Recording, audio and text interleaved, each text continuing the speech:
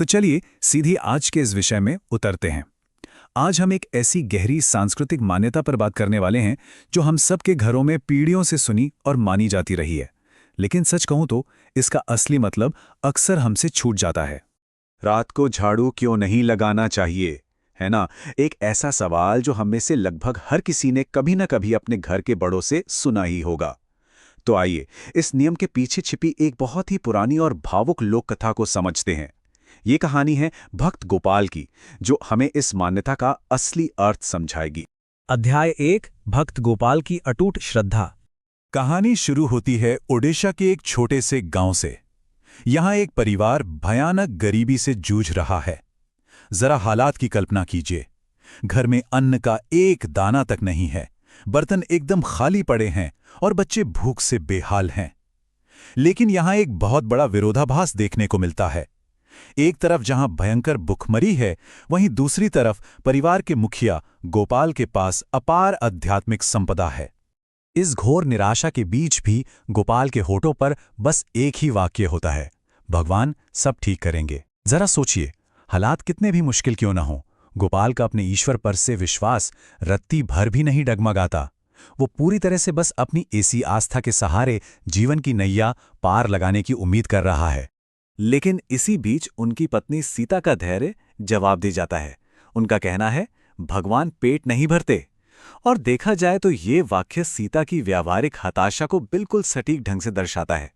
दरअसल यही इस घर का मुख्य संघर्ष है। एक तरफ पति की अटूट आस्था है और दूसरी तरफ खाली पेट की वो कड़वी सच्चाई जो किसी को भी झुंझलाहट और क्रोध से भर सकती है। अध्याय 2, रात की वो बड़ी गलती। अब देखिए कहानी में मोड़ कैसे आता है। गोपाल की हताश प्रार्थनाओं का आखिर असर होता ही है।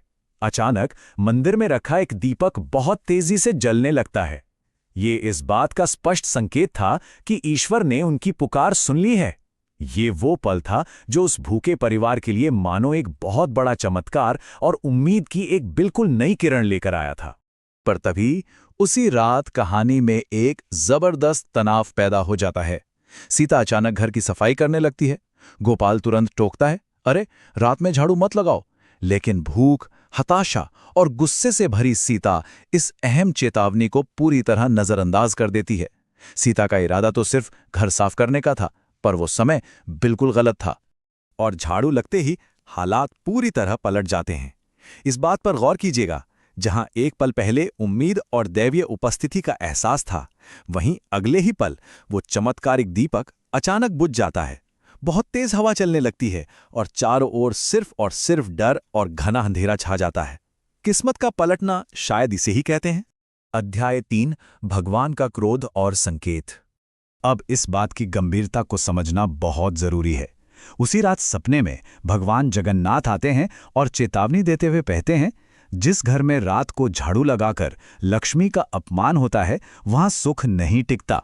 ये साफ कर देता है कि रात के समय झाड़ू लगाना महज कोई रोजमर्रा का काम नहीं है, बल्कि इसे सीधे तौर पर घर की समृद्धि, सुख और लक्ष्मी के अपमान के रूप में देखा जाता है। और यहां सबसे ज्यादा ध्यान देने वाली बात क्या है पता है? ईश्वर सिर्फ झाड़ू लगाने के उस काम से नाराज नहीं थे। दरअसल नाराजगी उस क्रोध और अहंकार से थी जिसके साथ वो सफाई की जा रही थी। अहंकार और क्रोध घर की शांति छीन लेते हैं। मतलब हम जो काम कर रहे हैं उससे कहीं ज्यादा असरदार वो भावना होती है जिसके साथ हम उस काम को करते हैं। तो चलिए देखते हैं कि इसके बाद क्या होता है। अगली ही सुबह से इस परिवार पर मुसीबतों का पहाड़ टूट पड़ता है। मानो दुर्भाग्य की एक पूरी श्रृंखला ही शुरू हो जाती है। घर में जो बचा खुचा थोड़ा बहुत अन्न था वो एकदम खत्म हो जाता है। उनकी इकलौती गाय बुरी तरह बीमार पड़ जाती है। और तो और जो थोड़े बहुत पैसे बचे थे वो भी रहस्यमयी तरीके से गायब हो जाते हैं। अध्याय 4, मंदिर की यात्रा और पश्चाताप। अब इस लगातार टूटते दुखों के पहाड़ से बचने और अपनी बड़ी भूल को सुधारने के लिए ये पूरा परिवार एक बेहद कठिन यात्रा पे निकल पड़ता है। वो कई दिनों तक बिना खाए पिए लगातार पैदल चलते हुए भीड़ के साथ जगन्नाथ धाम के भव्य मंदिर तक पहुंचते हैं। उनका ये थका देने वाला सफर असल में उनके सच्चे पश्चाताप का ही प्रतीक है। और यहां पहुंचकर कहानी का एक बेहद भावुक और अहम पहलू सामने आता है। सीता रोते हुए भगवान के सामने स्वीकार करती है कि उसका इरादा तो सिर्फ सफाई करना था, लेकिन ये सब उसने अज्ञानता और गुस्से में किया। मैंने अज्ञानता में ऐसा किया। यही वो पल है जब सारा अहंकार टूटकर बिखर जाता है और एक सच्ची समझ की शुरुआत होती है। अध्याय 5 परंपरा का असली रहस्य। अब इस पूरे प्रसंग का असली अर्थ समझते हैं। मंदिर के पुजारी समझाते हैं कि रात में झाड़ू लगाना सिर्फ धूल साफ करना नहीं है। इसे अगर एक डरावनी कहानी के चश्मे से हटाकर देखें तो ये एक बहुत ही तार्किक और सांस्कृतिक प्रतीक है। ये समय के अनुशासन को तोड़ने और घर की सकारात्मक ऊर्जा यानी घर की बरकत और समृद्धि को सचमुच बाहर धकेलने का प्रतीक है। और इसी सच्चे पश्चाताप के बाद हमें क्षमा का एक बेहद खूबसूरत दृश्य देखने को मिलता है। जब आरती चल रही होती है तभी अचानक एक फूल चमत्कारिक रूप से उड़कर सीधा गोपाल के हाथ में आकर गिरता है। ये इस बात का ईश्वरीय संकेत था कि जब इंसान की तौबा सच्ची होती है तो उसे माफी मिलने में देर नहीं लगती।